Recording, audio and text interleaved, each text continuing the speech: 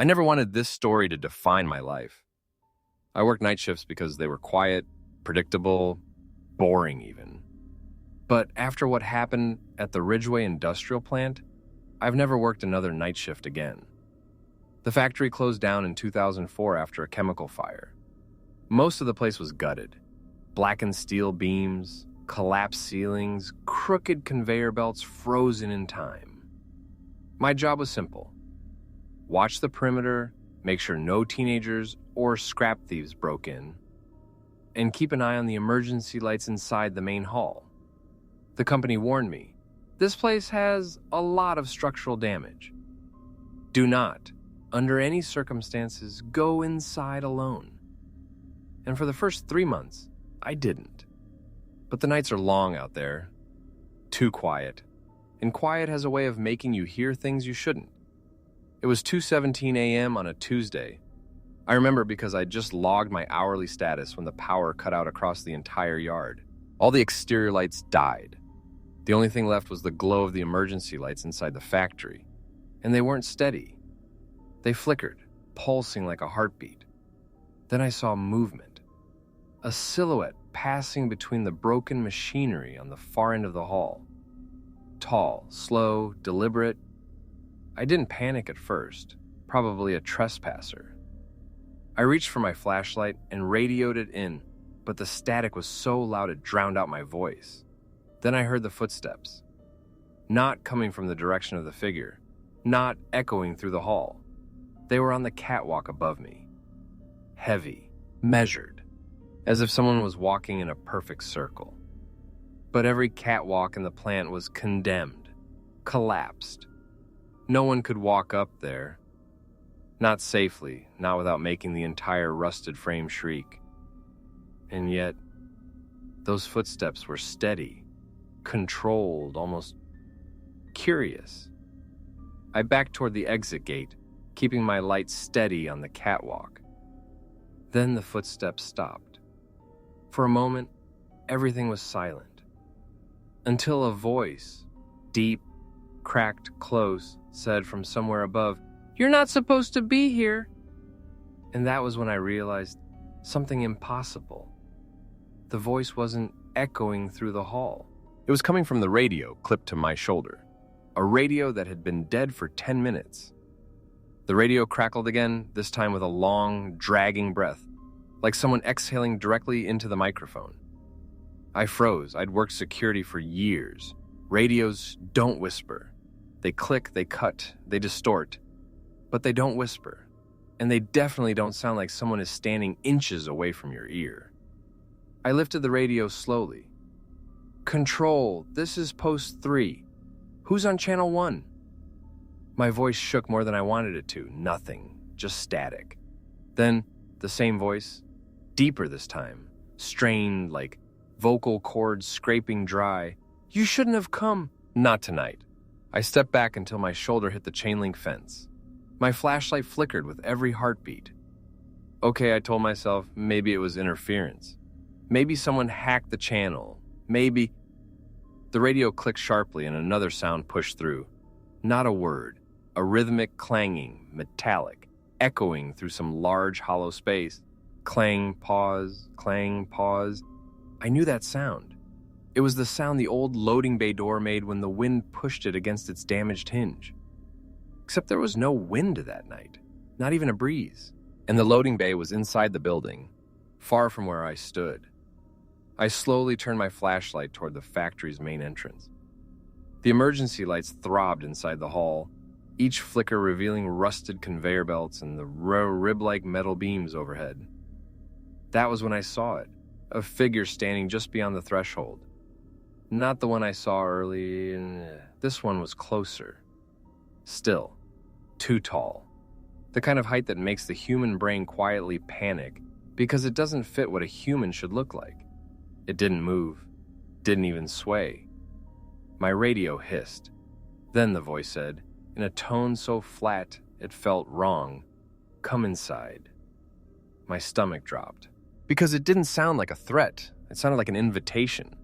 I should have run. Every instinct screamed at me to leave that place and never come back. But something else happened. Something I can't explain. The emergency lights inside the plant brightened, just for a moment, as if the entire building inhaled, and I saw two more figures standing far in the back of the hall. Motionless. Facing me. 3 of them. Perfectly still. Perfectly silent. And I realized something that made my skin crawl. They were all standing in the exact same pose. Same angle of the head, same hang of the arms. Like mannequins waiting to be arranged. The radio popped again. We're waiting. I should have turned and walked away. I should have climbed into my truck, called the supervisor, and pretended I never saw any of it. But something held me there. Not fear, not curiosity. Something heavier. Like the air itself had thickened and wrapped around my legs. The 3 figures inside the factory didn't move. They didn't acknowledge the flashlight beam trembling in my hand. They just waited. Radio stayed silent, but I swear I felt a presence leaning over my shoulder, watching the same thing I was watching. I took 1 step forward. Just one. The gravel under my boots scraped loudly, echoing through the empty plant yard. Inside the hall, the overhead emergency lights fluttered again, casting huge, jumping shadows across the machinery. That's when I realized something terrifying. The shadows of the 3 figures didn't match their bodies. They lagged behind. Like the silhouettes were reacting slower, delayed, distorted. It made my stomach twist. I stopped at the doorway. My light beam slid across the floor, cracked cement, scattered bolts. Old chemical stains burned into the ground. The air smelled like rust and something else. Electrical, like burnt wires. Then a sound, soft, faint. Footsteps. Not from the 3 in front of me. These were behind me. I spun around. Nothing. Just the yard, the fencing, the faint fog rolling across the asphalt. But the footsteps didn't stop. They circled me, right at the edge of the light. Slow, dragging footsteps, as if someone was pacing around me in a wide ring. I stepped backward into the doorway without thinking. And that was the mistake. The moment my boot crossed into the building, the temperature changed. It dropped so fast the air felt like needles in my lungs. Frost formed along the railing beside me. The emergency lights overhead dimmed, then steadied into a cold, weak glow. Inside the hall, the 3 figures tilted their heads upward, all at the same time. Not toward me, but toward something above me, something high in the rafters. I followed their gaze. At first, I didn't see anything, then slowly a shape peeled itself out of the darkness above the catwalk, long limbs unfolding like a spider dislodging from its web. A shape almost human, but wrong. Too elongated, too thin, too quiet. It crawled along the rusted catwalk railings without a sound. My radio crackled. A new voice this time, not deep but childlike, high and trembling. "Don't look up." But it was too late. The figure above the catwalk had stopped moving, and it was staring directly at me. My flashlight shook in my hand, the beam bouncing across the hollow hall. The figure above didn't move, just hung there, like it was balancing on invisible threads, its limbs twisted at angles no human joints could achieve. The emergency lights flickered, bathing the hall in weak orange pulses. The 3 figures on the floor remained perfectly still staring upward. I realized then they weren't guarding the building, they were watching it. I swallowed, trying to steady my breathing, but the air was too cold. It pressed against my lungs like water. My heart hammered so loud I could hear it in my ears. I radioed in reflexively, "Control! Something's inside the building." Static, nothing. Then a faint click, like the radio just took a breath, and a voice whispered, "You shouldn't be here." It was behind me. I spun around. Nothing. Just the wide, empty hall. But my stomach dropped as the sound echoed, and then repeated closer. The figure above the catwalk moved first. Not walking, not crawling. It dropped. It didn't scream, it didn't sound mechanical.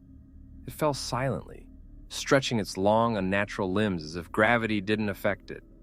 My light caught its face, or what could barely pass for a face, pale, gaunt, eyes too large, lips stretched in a slow, impossible grin. The three figures on the ground turned simultaneously. They started moving toward me. Not fast, but their rhythm was unnerving, deliberate, like predators pacing before a hunt. I backed up, heart pounding, trying to stay in the light. I stumbled over a fallen pipe. Clang, echo. Footsteps, now everywhere. The childlike voice came again from the radio. "Run! Run before it touches you!" I didn't hesitate. I bolted. The hall seemed endless. Every step made the shadows stretch taller. The catwalk above groaned and swayed, and I could feel movement behind me, but I didn't dare look. Then, at the end of the hall, the large exit doors were sealed shut. I tried the handle, locked. No reason it should be locked. The factory had no power. The doors were mechanical. And yet, I couldn't open them. Then I felt it, a cold pressure on my shoulder. Light as air, but heavy. Something was touching me. I spun, barely keeping my balance, but my flashlight beam caught nothing. Only shadows moving unnaturally at the edges. The radio crackled violently. The childlike voice screamed, distorted, urgent. "Outside! You're safe outside, but you're not alone inside!" My stomach sank. I realized something. I couldn't fight it. I couldn't negotiate. All I could do was survive. By getting out, I knew I had only one option: escape. The exit doors were locked, but a side hallway led toward the loading dock. I sprinted, boots clanging against the cracked cement. My flashlight beam barely cut through the darkness, flickering with every step. Behind me, the three figures moved. Slowly, deliberately, but faster than any human should. I glanced over my shoulder. The thing from the catwalk wasn't following in the conventional sense. It glided. Its elongated limbs carried it across the shadows without a sound. I swallowed my fear and pushed forward. Every instinct screamed that looking back would cost me my life. The hallway twisted, metal beams leaning like skeletal fingers. Then the sound came, the low, dragging shuffle of feet on concrete, closer all around me, echoing as if the building itself had grown teeth. I stumbled into a collapsed storage room. Rusted pipes and broken pallets littered the floor. My flashlight beam landed on a row of old chemical barrels. And then I heard it. A soft, wet sound, dragging. Something was sliding across the floor, following me, circling me, waiting. I bolted again, heart pounding like a hammer against my ribs. I could hear the figures now. The catwalk creature, the three statuesque watchers, moving with unnatural coordination, as if the building itself obeyed them. I rounded a corner and saw it. The side door leading to the loading dock. My salvation. I threw my weight against it, locked. Panic surged. The whispers returned on the radio. "You cannot leave. Not yet." Then the sound of footsteps thundered behind me. I risked a glance and saw them. All four figures moving impossibly fast, gliding, walking, but with no sound of impact. I hit the door handle again. It gave slightly. I pushed with everything left in my body. The door swung open and cold night air hit my face. I ran across the yard, gravel spraying under my boots, not daring to look back. When I finally made it to my truck and locked the doors, I realized something. The factory behind me was silent. The lights off, no signs of life, but I knew the truth. Whatever was inside that place was still there, waiting, and it was patient. Because the next time someone wandered inside, it would still be there, watching and waiting. I thought I was done. I thought once I drove away from Ridgeway Industrial Plant that night, I could put it behind me. I was wrong. Weeks later, I started receiving calls on my work radio. The same channel I'd used that night. Static at first, then a voice. You left, but we remember. I froze every time I heard it.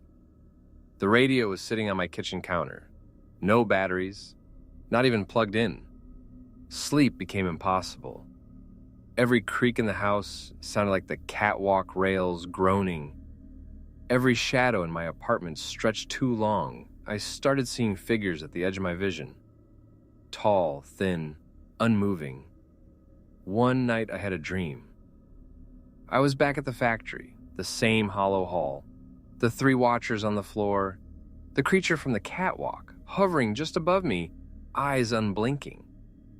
But this time, it spoke in my voice, and it said, "Next time, we take you with us." I woke up drenched in sweat. The radio crackled once more, static, then a whisper, "Soon." I knew I couldn't ignore it anymore. The calls, the nightmares, the shadows, it was all building to something, and I had to face it. I returned to Ridgeway Industrial Plant, under the cover of darkness, flashlight in hand, radio clipped to my shoulder. Every instinct screamed at me to turn back. Every rational thought said I was insane. The yard was silent. The chain-link fence hung loose in the wind, and the factory loomed ahead, its darkened windows like watching eyes. I stepped inside. The air was colder than I remembered. Faint rust smells mixed with something metallic. I scanned the hall with my flashlight. The 3 figures were there on the floor, still waiting.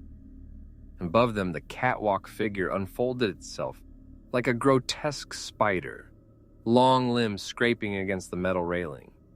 My radio clicked. "You came back?" Not a voice I recognized, not even human, just a sound layered with something deep and unnatural. I swallowed my fear and stepped forward. The figures didn't move at first. Then simultaneously they advanced, gliding silently. I ran, heart hammering, breath ragged, but no matter which way I turned, they were always there. The statuesque watchers on the floor, the towering spider above. I reached a ladder to the mezzanine. Climbing, I could see the entire hall stretched below me, shadows twisting unnaturally. I turned my flashlight up and froze. Something was standing at the far end, a figure taller than anything human, its head tilted impossibly, eyes glowing faintly in the dark. It stepped forward. The floor groaned under its weight, though I knew it shouldn't. I stumbled backward, almost falling. The radio crackled again. "There's no leaving." I realized then this wasn't a chase. This wasn't about hunting me. It was about claiming me. Every shadow, every figure, every unnatural movement was designed to break me, to make me understand one truth. The factory doesn't belong to the living. And now, neither do I. I had one choice, fight or run. I scrambled down the ladder, trying to stay in the narrow sliver of flashlight beam. The 3 watchers on the floor glided closer, shadows stretching, their heads tilting in perfect unison. Above me, the spider-like thing on the catwalk dropped another limb, blocking part of my path. I ran blindly, heart pounding, lungs burning, my hands scraping against rusted beams. And then I saw it, the emergency exit at the far end of the hall. It looked normal, ordinary, but I knew better. This place, it bends reality. I dove toward the door. The radio screamed in my pocket, static, shrill, distorted. "Don't leave! Don't leave! Don't leave!" I slammed the handle and pulled, locked. A sudden weight pressed against my back. I stumbled, a whisper impossibly close, like a breath on my ear. "You can't escape what you belong to." I fought harder, kicked the door, shoved with everything left in me, and then it clicked, opened. I burst into the cold night air, gravel sprang beneath my boots. I ran across the yard, didn't look back, not once. The factory stood silent, windows dark, shadows gone. I made it to my truck and locked the doors, breath ragged, hands shaking, heart hammering. And for weeks, I didn't sleep. I didn't talk about it. I didn't return. Sometimes, though, in the quiet of the night when the wind presses against my ears and the streets are empty, I swear I can hear the faint sound of dragging footsteps, distant but unmistakable. Like the factory is still alive, like it's still waiting, like it knows I'll come back, and maybe it hopes I do. If this story kept you watching, there's another real horror waiting for you. Click on the screen and don't watch it alone.